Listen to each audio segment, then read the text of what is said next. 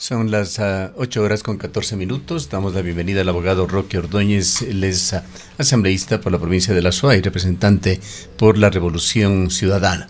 Iniciamos este diálogo, abogado Ordóñez, preguntándole primero si es que usted, como lo han hecho otros asambleístas, ha solicitado licencia para la campaña y también si coincide con lo que dicen analistas, no nosotros, de que estamos asistiendo en este proceso electoral nuevamente a otra contienda entre Noboa contra Correa. Muy buenos días, Gustavo Rosana, la ciudadanía cuencana, suaya y del país que nos escucha por este prestigioso medio de comunicación. Efectivamente, actuando con absoluta responsabilidad a partir del día de hoy, yo pedí licencia con cargo sin remuneración en el Pleno de la Asamblea Nacional y estamos actuando como ciudadanos libres de poder caminar y poder ejercer nuestro legítimo derecho de poder participar en los diferentes espacios de diálogos y entendimientos dentro de este proceso previo a las elecciones futuras. No coincido, Gustavo, no creo que sea un tema de Correa, de Noboa versus Correa. Yo creo que escuchaba muy atentamente las observaciones y los comentarios que se mencionaban. Yo creo que acá hay un coro, como usted lo decía previo a su intervención, un cúmulo de ciudadanos que no se sienten satisfechos, digamos, con las políticas que vienen dando durante estos 2 años por parte del gobierno nacional y que no tiene nada que ver en lo absoluto entre Noboa versus Correa. Acá hay un cúmulo de ciudadanos de diferentes organizaciones que inclusive han sido antagonistas, digamos, con la Revolución Ciudadana, pero que hemos visto sus posiciones muy firmes en este proceso de decirle no al autoritarismo, no a los negociados, no a esa relación entre el poder económico y el poder político que lo está teniendo el actual presidente. En los informes que citábamos, se indica que la campaña por el no opera en un terreno reactivo, muy pendiente y dependiente de las fallas del adversario. El adversario fundamentalmente es el presidente de la República, su principal portavoz. La pregunta sería cómo puede una estrategia intrínsecamente frágil, basada solamente en los errores de el contendiente, ganar una iniciativa y convencer a los ciudadanos si no se impone una agenda más bien proactiva. Sí, lo que nosotros hemos visto claramente es que constantemente el gobierno nacional le miente a la ciudadanía.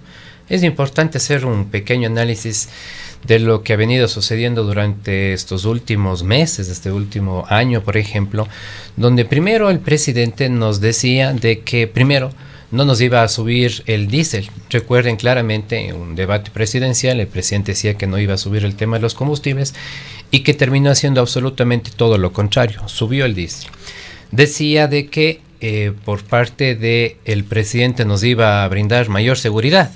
Recuerden que nos subieron el IVA del 12 al 15%, recaudaron más de 2.000 millones de dólares y nadie sabe en dónde está esa plata. Lo que sí sabemos, por ejemplo, es que el Ecuador es uno de los países más inseguros en el mundo y nosotros, en nuestro rol como bloque responsable, hemos querido fiscalizar las diferentes acciones por parte del gobierno nacional. Por ejemplo, en dónde están esos 2.000 millones de dólares cuando la seguridad no lo vemos en lo absoluto. Vemos las 5 ciudades de nuestro país entre las 10 más peligrosas del mundo. Nos mintió el presidente. El presidente decía que no iba a tocar las pensiones jubilares. ¿Qué es lo que está haciendo ahora? A través de las leyes que sorpresivamente han venido siendo aprobadas en la Asamblea Nacional con el carácter de económico y que le terminan complicando enormemente la vida de los ecuatorianos, en donde terminan a última hora, por ejemplo, solo a manera de ejemplo, aprobando leyes que van en beneficios del bolsillos de la familia del presidente, como por ejemplo, recuerden que hace meses atrás se aprobó una ley en el Pleno de la Asamblea Nacional en donde lamentablemente le terminó favoreciendo el bolsillo al actual presidente, en donde más de 90 millones de dólares que le debían recursos para el pueblo ecuatoriano que sirven para educación, que sirven para salud, para seguridad. Lamentablemente vemos claramente que hay un gobierno que gobierna para sus intereses económicos. No es mi intención interrumpirle, pero justamente usted está reafirmando esto de que la campaña por el no, por lo menos lo que usted está expresando, se basa justamente en criticar errores del gobierno, errores de campaña, errores de la práctica gubernamental.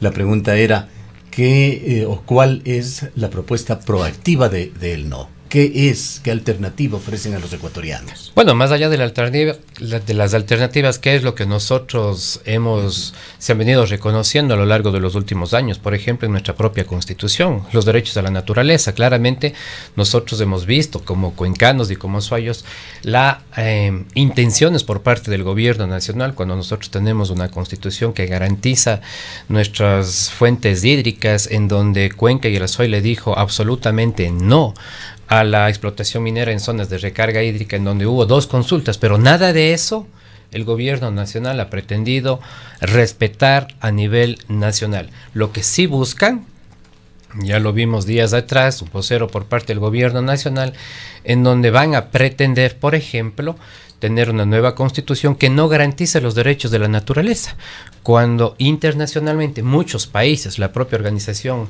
de Estados Americanos, la ONU, han declarado claramente los derechos que tienen la naturaleza, y que sobre eso nosotros seguiremos defendiendo, por ejemplo, que está plasmado en la Constitución de Montecristi. Asambleísta Ordóñez, ¿hay unanimidad en el sector del correísmo respecto del no en este proceso electoral del próximo 16? Inicialmente lo escuchamos al mismo líder de la Revolución Ciudadana, Rafael Correa, diciendo que sí, que es necesario avanzar en una nueva constituyente y por lo tanto desarrollar una nueva constitución, pero además paralelamente vemos candidatas ya promocionándose para ser parte de esta constitución, como es el caso de la ex candidata a la presidencia de la República por la Revolución Ciudadana, Luisa González. ¿Cómo está internamente el tema? ¿Hay sectores que están por el sí? ¿Hay sectores que ya están pensando en cómo van a organizarse para conformar esta Asamblea Constituyente?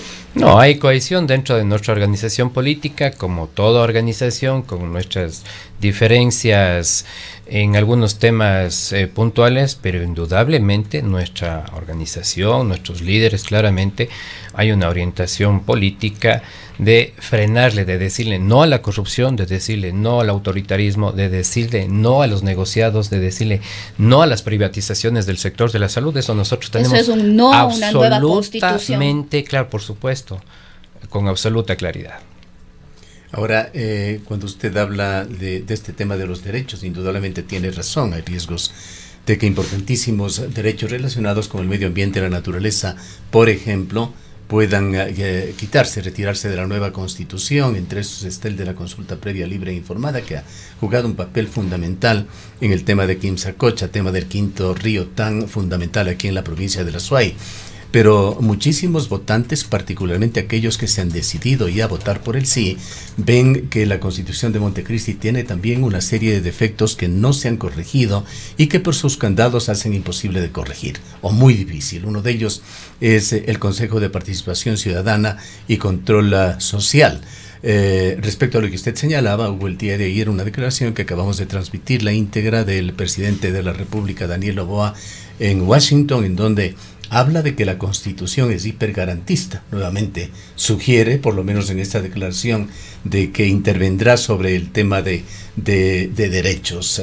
¿Qué proponen ustedes más allá de esta situación en la cual la propuesta, si no la entendemos mal, sería quedarnos en el status quo, con sus bondades y sus defectos? Bueno, lo que no ha funcionado en los últimos años no es el Estado en sí, la institucionalidad. Lamentablemente, quienes han estado al frente de las diferentes instituciones, recordarán a raíz de la consulta popular desde el año 2018, en donde se tomaron todas las instituciones del Estado, no es el tema de la institucionalidad, es las personas quienes han venido dirigiendo las diferentes instituciones del Estado. Y cuando usted hace referencia, por ejemplo, el propio presidente ha dicho un sinnúmero de barbaridades a nivel nacional e internacional. Nosotros somos un mal ejemplo, somos una vergüenza a nivel internacional cuando tenemos un presidente que hoy día dice una cosa y mañana dice otra. Solo a manera de ejemplo nada más. Por ejemplo, primero nos dijo de que nos iba a poner las bases militares en Baltra, en una zona que nosotros como ecuatorianos nos sentimos altísimamente muy orgullosos de nuestras Islas Galápagos. Nosotros queremos volver, queremos tener realmente bases militares extranjeras en la zona de Baltra. El presidente inicialmente dijo eso. Al siguiente día, seguramente sus asesores le comentaron, le dijeron, porque hubo varios pronunciamientos a través de las redes sociales cuestionándole absolutamente esas decisiones por parte del gobierno nacional. Entonces cambió de opinión. Es decir, tenemos un presidente que hoy día nos dice una cosa, mañana nos dice otra y pasado termina haciendo cualquier cosa. Ese es el accionar que nosotros hemos tenido en estos 2 últimos años. Esa es la falta de capacidad, la inexperiencia, y cuando nosotros vemos los datos, ellos tienen el relato, nosotros tenemos datos en donde el país lamentablemente no avanza, en donde el país vemos está sumido en la corrupción, en donde los propios ministros, a manera de ejemplo nada más, por ejemplo, el presidente del directorio del IES, Lama, que por un lado maneja sus empresas privadas brindando servicios de salud y por otro lado manejando los diferentes un grave contratos. Conflicto de intereses allí, pero volviendo nuevamente a este tema del pasado y el presente. Recientemente, no vamos a hacerlo ahora, no tenemos tampoco el tiempo, podríamos poner la interpretación de Rafael Correa sobre la rectoría de la nueva Constitución, que iba más allá de la rectoría. Él se atribuía en esos momentos un control total de las funciones del Estado que le daba la nueva Constitución. Este hiperpresidencialismo, como usted lo señala, puede ser interpretado de diversas maneras, pero esas imágenes del correísmo no se han borrado en la cabeza de mucha gente. Y claro, quizás en este sentido, uno de los elementos que están en debate, en discusión a propósito de la campaña electoral y de los sectores opuestos al sector del correísmo es que hay que darle de baja a la Constitución correísta. Personalmente discrepo, hubo una participación ciudadana y colectiva importante cuando se discutió y se debatió la Constitución que fue aprobada en el 2008. Sí, vuelvo a insistir, no se trata de correísmo versus anticorreísmo. Yo creo que hay un cúmulo de diferentes fuerzas y organizaciones sociales, colectivos, inclusive de otras organizaciones políticas que hemos visto a través, por ejemplo, de las inscripciones en el Consejo Nacional Electoral, en donde hay varios movimientos, organizaciones que han cuestionado mucho el accionar, digamos, de la Revolución Ciudadana, pero están viendo como un presidente que actúa con total autoritarismo, muy peligroso para la democracia de nuestro país y sobre todo para los derechos, para el bienestar de nuestros ciudadanos, de los jóvenes, de los adultos mayores, que indudablemente nos garantiza la Constitución de Montecristi. Ahora, las encuestas, nuevamente con toda la situación delicada que se cierne sobre ellas, el hecho de que debemos tomar con pinzas cualquier resultado. Sin embargo, algunas de ellas dan al presidente Noboa un sólido capital político. Me parece que la que menor porcentaje de aceptación, de credibilidad, le da cifras en el orden del 45%, que es muy alto para un presidente que ha venido gobernando ya 2 años el país. La pregunta va nuevamente a la opción del no, que representa no solo la Revolución Ciudadana. Hay muchísimas organizaciones, está la CONAI, organizaciones ciudadanas, organizaciones campesinas, etcétera, que están en la misma vía, pero es una campaña un tanto desarticulada, no hay un liderazgo claro que hace falta en cualquier tipo de campaña. Y viene el tema de articular un voto de rechazo contra un gobierno que tiene altos niveles de aprobación, que es una tarea sumamente difícil, y ahí viene quienes pregonan el voto por el no. ¿Cómo van a contrarrestar ese encuadre del oficialismo que asocia el sí con un país más seguro? Bueno, yo discrepo enormemente en el tema de las encuestas que digan o pretendan pretender decir o o establecer una narrativa en donde se establezca que el gobierno goza de altísima aceptación. El presidente. Es muy personalizado el tema. Cuando vemos que el propio Palacio de Carondelet pasa bañado, cuando vemos que el presidente se traslada a los diferentes sectores del país, se traslada con absolutamente toda una comitiva de militares y policías en todos los sectores, cuando vemos que el gobierno nacional... ¿Cuál es la cifra de aceptación el gobierno nacional del presidente? Si es que tuviera la aceptación, el gobierno sigue estableciendo los diferentes bonos actualmente en varios sectores del país. ¿Cuál sería la cifra de aceptación? Si es que gozara de esa aceptación que dicen las encuestas. ¿Cuál sería la cifra de aceptación? Bueno, la aceptación del presidente está en las calles, Gustavo. Yo creo que es importante poder conversar el día a día con el comerciante, con el empresario, con los jóvenes, si es que aceptan realmente un presidente que lo único que ha hecho en estos últimos años de gobierno es perdonarse las deudas, más de 90 millones de dólares, en no tener salud, en no tener educación, vuelvo a insistir, en seguir siendo uno de los países más inseguros de la región. Esas son las verdaderas encuestas que están el día a día en las diferentes calles del país. ¿Cuáles son las alternativas? Nuevamente le pregunto, que la opción del no plantea en el tema de seguridad, que es el tema más preocupante, el más grave del país. Bueno, en el tema de seguridad es importante, primero, tener decisiones. Primero, establecer los presupuestos. El gobierno nacional, si nosotros vemos el nivel de ejecución del Ministerio del Interior, del Ministerio de Gobierno, son paupérrimos, son nulos. Cuando el gobierno está utilizando los recursos para diferentes bonos, no le está favoreciendo a las diferentes Fuerzas Armadas. Todo el apoyo y el compromiso a los buenos elementos de las Fuerzas Armadas, pero para Fuerzas Armadas, Policía Nacional, para eso hay que invertir, tener UPCs, tener los diferentes implementos, tener un Ministerio del Interior que funcione. Eso es lo que no está funcionando en nuestro gobierno, en donde el gobierno nacional no está invirtiendo en seguridad. Eso es la verdad. Como ya hablando de la Revolución Ciudadana, romper ese encuadre polarizador que perciben muchos analistas. Bueno, yo creo que en estas próximas elecciones los ciudadanos están orientados a votar por un país que reconoce los derechos en los diferentes ámbitos, o por un presidente que claramente vemos que nos está llevando al despeñadero, en donde las diferentes decisiones que ha venido tomando se vuelven peligrosísimos para los derechos de todos los ecuatorianos. Cuéntenos finalmente qué estrategias están utilizando, van a utilizar en estos próximos 11 días en lo personal. Usted, ¿para qué ha pedido licencia? ¿Cómo la va a ejercer en los 9 días de campaña que queda?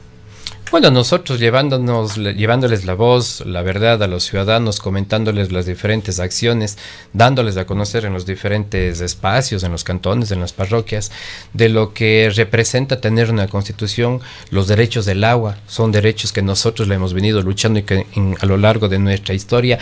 ¿Queremos eso o queremos la minería sin control por parte del gobierno nacional, sobre todo aquí en Cuenca y en el Azuay? Hay que comentarle, hay que decirle a la gente y que actúen con absoluta responsabilidad, que lean los anexos. Cuando le preguntan al presidente, quiere cambiar la constitución y qué es lo que nos espera en esa nueva constitución, el presidente claramente dice no, esperemos primero ganar el tema de las preguntas y de ahí pasemos a decirles o a explicarles al pueblo ecuatoriano. Vuelvo y repito, tenemos un presidente que no sabe gobernar, tenemos un Estado ausente y que lamentablemente, vuelvo y repito, le termina afectando en los derechos y el bolsillo de los ecuatorianos. ¿Cree usted, y con esto concluimos, que el tema de los arbitrajes internacionales que fue negado ya por el pueblo ecuatoriano en una consulta popular llamada por el propio presidente Noboa resurgirá en una nueva constitución? Independientemente de los diferentes resultados, por supuesto, el gobierno nacional quiere pretender meternos a nosotros en arbitrajes internacionales que ya el pueblo ecuatoriano decidió mayoritariamente que no.